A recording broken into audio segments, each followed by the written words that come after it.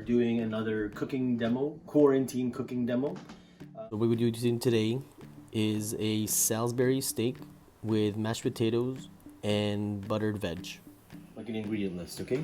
So 1 pound of beef, ground beef. This is Enright beef from Tweed, Ontario. We have a half a Spanish onion, chopped, and then 4 cloves of garlic, a 1/3 cup of red wine. If you don't have red wine, it's okay, you could omit it. About 1 cup of beef stock, some thyme, just about like 3 sprigs, just pulled, flour, AP flour, these dried mushrooms, and I just reconstituted them, and we're gonna use that for our mushroom. It's gonna be like a mushroom creamy sauce, again, in which we have some 35% cream as well. Okay, so the first things first, you take the 1 pound of beef and you divide it into 4. Okay, we're gonna season them with salt. We're gonna do both sides. And black pepper. We're gonna use this flour. It's about a half a cup. And I'm gonna dredge the beef. So people always ask, what is the secret to the math? 35%, about a cup's worth of 35%. And then butter, okay? We're gonna bring this guy into a pot, and we're gonna bring that to a boil too, okay? I usually put some thyme or garlic, okay? So once this guy comes to a boil and the butter is melted, then it's ready. You put it off to the side, off the heat, and then we wait for the potatoes. This is gonna be about to feed 4 people, maybe 3 potato per person. So I cut them up, peeled them, and I added water, cover it, put 2 inches of water on top of the potatoes, and then I added about 2 tablespoons of salt. Okay, so I'm gonna boil this guy. Once this comes to a boil, then we drop it down to a simmer for 15 minutes.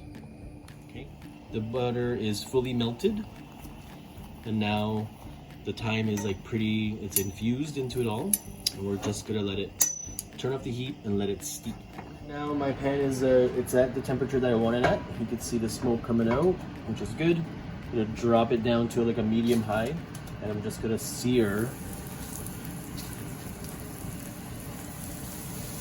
the beef.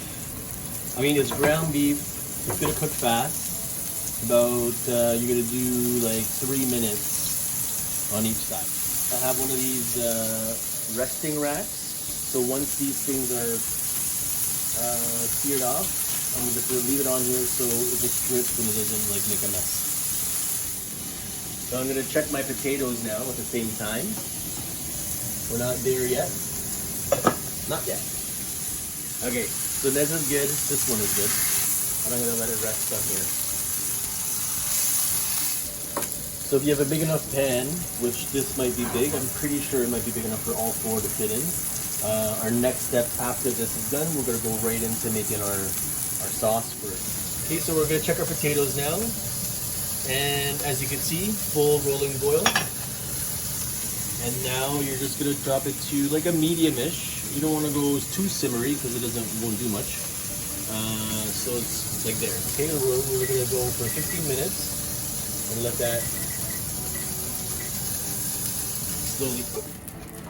And now we're gonna go into our sauce. Okay. We're gonna add a half Spanish onion.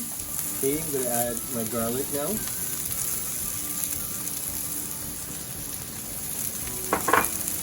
Thyme.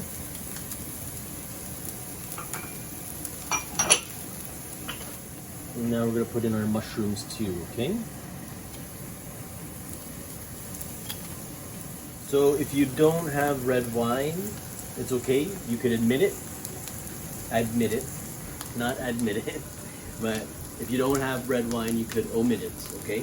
And then you could just make a beef stock, or if you have beef bouillon cube, you could add that too. Red wine.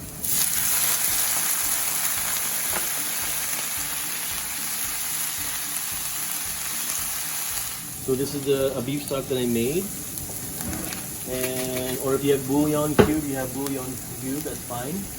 We're gonna take some of that reserved flour that we did, about 2 teaspoons. And I'm gonna whisk it in, about like 2 cups worth. And then you're just gonna throw it into here.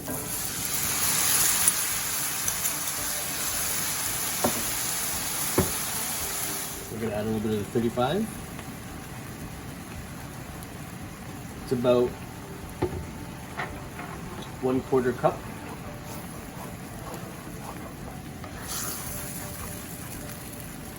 And this is the gravy, the sauce that you're gonna pour over the hamburgers, okay? But this is the trick right now. We're gonna put back those seared burgers that you had.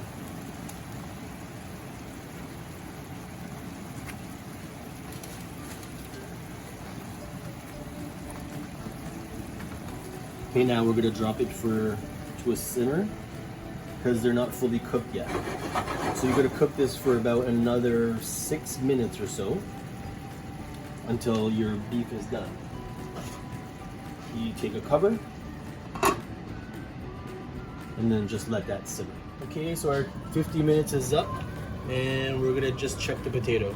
If the knife goes easily through like that, you're good to go. Okay, so I'm gonna strain. Drain.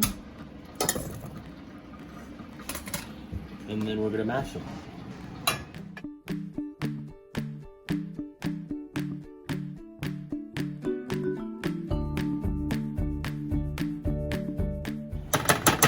So now we strain. So I don't want the thyme leaves in there, or if you had garlic, you could put garlic, but you just take a little strainer if you have one. Cool. If not, if you didn't even use anything to infuse it, then it's all good. And all you gotta do is just now whip it with your hands. So you can see now that this is not the mash. It's not mashy enough, right?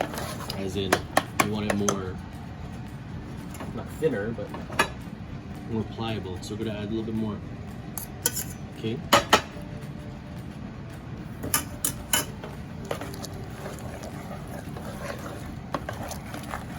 Okay, so gonna taste this.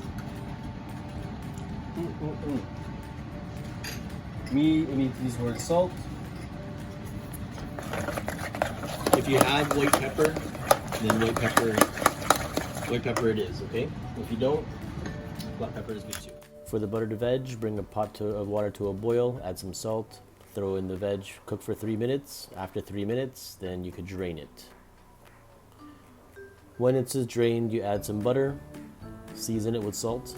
If you have pepper, do it. Then stir it up. And after it's all melted through, give it a taste, and you're good to go. So now we're complete, and now it's time to eat, right? So let's just check out this nice Salisbury steak. Ooh, insert ooh and ah. Ooh, ah. Garnish. And that's it, okay? So now to the plate, we're just gonna go like so. Dollop of mash, because you don't want too much. All that butter and cream, it's like super heavy already. Some veggies. I don't have like a TV dinner compartment tray, so we're just gonna do it old school. Now for this baby.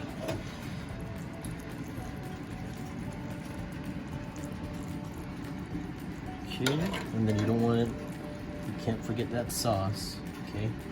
You need that sauce.